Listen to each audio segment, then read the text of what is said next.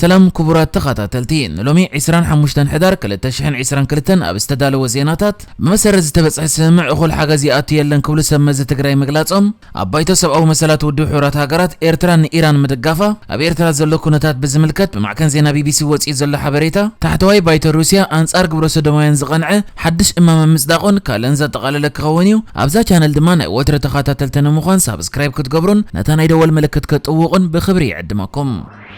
بمسرة مونغو منغست فدرال تግራይን ዝተበጽሐ ስምዕ ናብ ትግራይ እኹል መጠን ሰብኣዊ ሓገዝ ይኣቱ ከም ዘየለ ሰብ መዚ ትግራይ ገሊጾም ምስ ቢቢሲ ሃርቶ ቃለ ምሕተት ዝገበረ መራሒ ተዛታይት ጉጅለ ትግራይ ጌታቸው ረዳ ዛጊት ድሕርቲ ውዕል ዝረብሕ መጠን ሰብኣዊ ሓገዝ ናብ ትግራይ ከም ዘይኣተወን ፖለቲካዊ ጾታ ክኸውን ከም ዝኽእል ከም ዝጥርጥሩን ተዛሪቡ ንሱ ኣብ ዘረብኡ ብወገን ማሕበረሰብ ዓለም ተገዳስነት እንተሃለወ እቲ ዛጊት እንሪኦ ዘለና ምዕባለግን እዚ ዝበሃል ኣይኮነን ኣብ ዝሓለፈ ሰሙን ሎም መዓልትን በረራታት ተጸቢና ነርና እንተኾነ እቶም በረራታት ተሰሪዘም እዮም ፖለቲካዊ ጾታት ዝመስል ነገር ከም ዘለወይና እንጥርጥር ኢሉ ዛጊት ሰብኣዊ ሓገዝን መድሃኒትን ዝሓዛ ውሕዳት መካይን ናብ ትግራይ ምእታውን ዘረጋገጸ ጌታቸው ረዳ እንተኾነ ነቲ ኣብታ ክልል ዘሎ ከቢድ ሰብኣዊ ቀለውላው መልሲ ንምሃብ ከቢድ ጻዕሪ ዝሓትት ምዃኑ ተዛሪቡ ውሕዳት መድሃኒት ጻዕናን ብዓሰርታት ዝቑጸራ መግቢ ዝሓዛን መካይን ናብ ትግራይ ከም ዝኣተዋ ይፈልጥ እየ እንተኾነ ብመንጸረት ገጢምና ዘሎ ከቢድ ሰብኣዊ ቀለውላው እቲ ጻዕሪ ክሳለጥ ኣለዎ ጥራሕ ዘይኮነስ ናይ ማሕበረሰብ ዓለም ዝሓየለ ጻዕርን ትኹረትን ዘድልዩ እዩ መንግስት ኢትዮጵያ ድማ ንጥርጣረ ብዘይህብ መልክዕ ሓላፍነቱ ክዋጽእ ኣለዎ ኢሉ ነቲ ንሞትን ምፍንቃልን ዜጋታት ከምኡ ድማ ከቢድ ዕንወት ንብረትን ከቢድ ሰብኣዊ ቀለውላውን ምኽንያት ዝኾነ ኩናት ደው ንምባል ብመንግስቲ ኢትዮጵያን ትግራይን ዝተበጽሐ ስምዕ ናብታ ብዕፅዋ ዘላ ትግራይ ሰብኣዊ ሓገዝ ከኣቱ መሰረታዊ ኣገልግሎታት ክጅመሩን ዝኽእል ኮይኑ ኣንጻር መንግስቲ ኢትዮጵያን መላፍንቶምን ክዋግኡ ዝጸንሑ ሓይልታት ትግራይ እውን ዕጥቆም ክፈትሑ ዝብል እዩ ነይሩ ካሊ ምስማዕከን ዜና ቢቢሲ ቃለ ምሕተት ዝገበረ ኣባል ተዛታይት ጉጅለ ትግራይ ኣምባሳደር ወንድሙ ኣሳምነው ብወገኑ ድሕርቲ ስምዕ ኣብ ዝሓለፈ 3 ሰሙን ናብ መላእ ትግራይ ዝኣተዋ ሰብኣዊ ሓገዝ ዝጸዓነ መካይን 145 ጥራይ ምዃነን ገሊጹ ናይ ሰብኣዊ ረድኤት ጉዳይ በቲ ዝተሰማምዓነሉ መንፈስ መሰረት ሰሊጡ ኣይመጸን ኣሎ ዳርጋ ሙሉእ ትግራይ ንሕና ዝሓዝናየን ብመንግስቲ ኢትዮጵያን ኤርትራን ዝተተሓዘ ከባቢ ሓዊስካ ኣብ 3 ሰሙን 145 መካይን ጥራየን መጽን ዳርጋ ምልክት ኣርዩ እምበር ጀሚሩ እውን ክትብሎ ከቢድ እዩ እዚ የተሓሳስበና ይክብል ተዛሪቡ ተቋሪጾም ዝርከቡ መሰረታዊ ኣገልግሎታት ንምምላስ ዝግበሩ ምንቅስቓሳት በተመሳሳሊ ከም ዘይተሳለጠ ዝገለጸ ኣምባሳደር ወንድሙ እዞም ጸገማት ነቲ ትማለ ሐሙስ ኣብ ትግራይ መብጻሕ ብምክያድ መሰብ መዚ ትግራይ ዝተዘራረበ ፍሉይ ልኡኽ ሕብረት ኣፍሪቃ ፕሬዚደንት ናይጄሪያ ነበር ኦሉሴጉን ኦባሳንጆ ከም ዝሓበርዎ ሓቢሩሎ እቲ ፍሉይ ልኡኽ ብወገኑ ነቶም ዝተላዕሉ ጸገማት ንምፍታሕ መሰብ መዚ ኢትዮጵያ ከዘራርብ ምዃኑ ከም ዝሓበሮም እውን እቲ በዓል መዚ ተዛሪቡ ኣብታ ካብ መላእ ዓለም ተገሊላ ኣብ ሙሉእ ዕፅዋ ዘላ ትግራይ ሚልዮናት ነበርቲ ብሰንኪ ሕጽረት መግብን መድሃኒትን ንኸቢድ ሰብኣዊ ቀለውላው ተቓሊዖም ከም ዝርከቡ ክግለጽ ጸኒሑ እዩ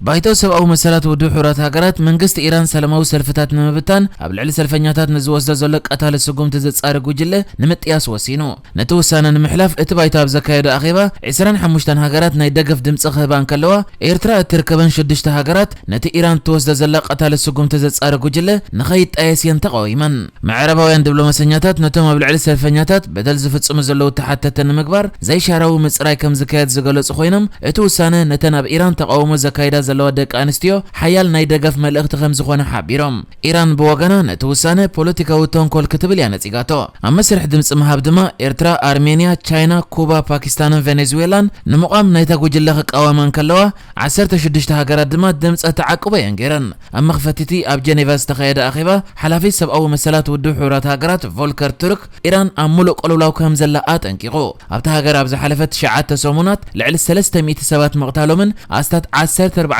مأسارمون زي قبول كبلي وقيسوا اتبدك انستيو زمرح تقاومو ماسا امين زتبالت قال 20 كلتن عامت منسي دق انستيو صغرن كشفنا زز حقت حيسا تباهيلا اب تحت قيد بوليس دحر مئتوا مموتا سعيبو زتجمريو ات تقاومو ابزوان بالعلي 250 كتماتات 240 يونيفرسيتاتن كلن 30 حدن جزئاتات تهاجر كسفحن كله دحر شحن 970 شعاتن نتا اسلامويت هاجر زفتنه كبيت تقاومو كم زخونه يزمن نتمر مرغو جلن متياس زقرب امامغن كم كمت زتحسبلو دقف يرخبن نوسانه ات بيت مخرج زناده صحافي منستر وصاي قديات امريكا انتوني بلينكن اتم حزب ايران زعمصصو زلو كفلطون تغباراتهم كسندن زحجز يلو كوينو ግን መንግስት ኢራን ነቶም ጉጅለ መርመርቲ ናብታ ሃገር ከአቱ ከፍቅደሎም ዘሎ ተኽእሎ ኣመናቱ ሕትዮ ሓላፊ እቲ ቤት ምኽሪ ቱርክ ኣብ መኽፈተ ዘረብኡ ዘየደልን መጠን ዝሓለፎን ሓይሊ ምጥቃም ደው ክብል ኣለዎ ክብል ዝገለጽ ኮይኑ በቲ ኣብ ልዕሊ ሰልፈኛታት ዝፍጸም ዘሎ ግፍዒ ከም ዝሓዘነውን ተዛሪቡ ሚኒስተር ጉዳያት ወጻኢ ጀርመን ኣናሊና ባይሮቦክ በተመሳሳሊ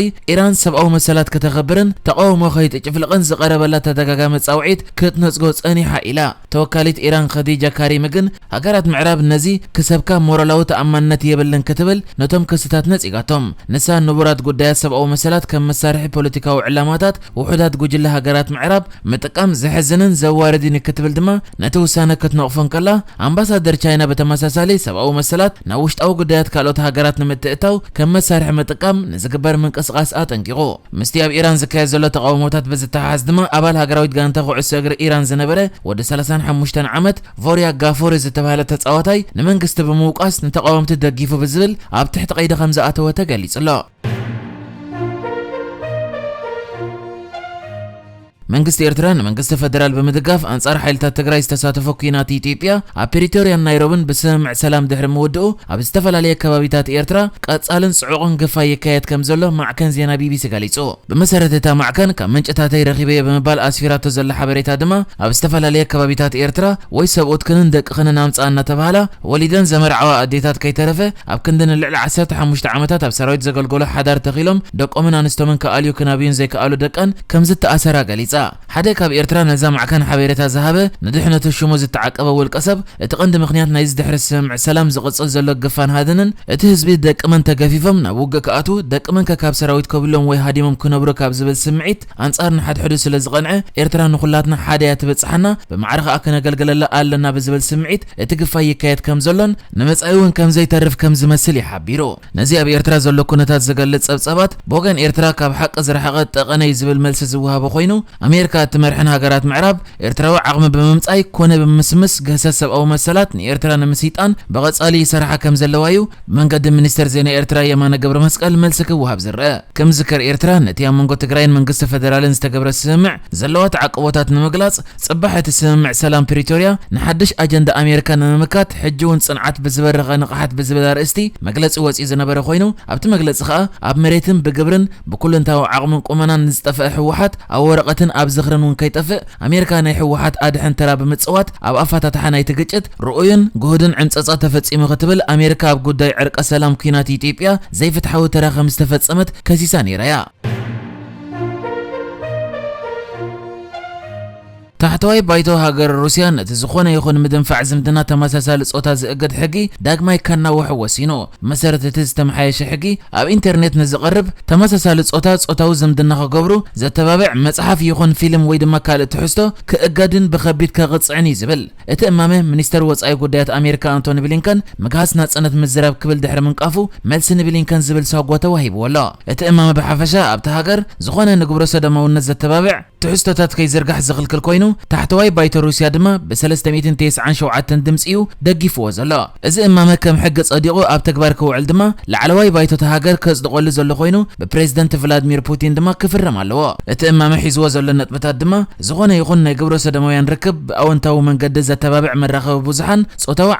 ዓመፅ ከምኡ ድማ ዓሌታውን ሃይማኖታውን ዓመፅ ከም ዘስፋሕፍሕ ይቁጸር ዝብል ኮይኑ በዚ መሰረት ንግብረ ሰዶማዊ ዝምድና ብኣወንታዊ መንገዲ ዝገልጹ መጻሕፍትን ፊልምታትን ክእገዱ ዝሓትት እዩ ነዚ ሕግታት ዝጥሕሰብ ድማ 400,000 ሩበል ወይ ድማ $6,600 ክቕጻዕ ኩባንያታት ድማ 5 ሚልዮን ሩበል ወይ ድማ $82,100 ክቕጽዓ ኣለወን ዝብል እማመ እዩ ንሕጂ ዝተዳለወ ዜናታት እዚ ነይሩ ብካልእ ክሳብ ንራኸብ ሰላም ንዓኹም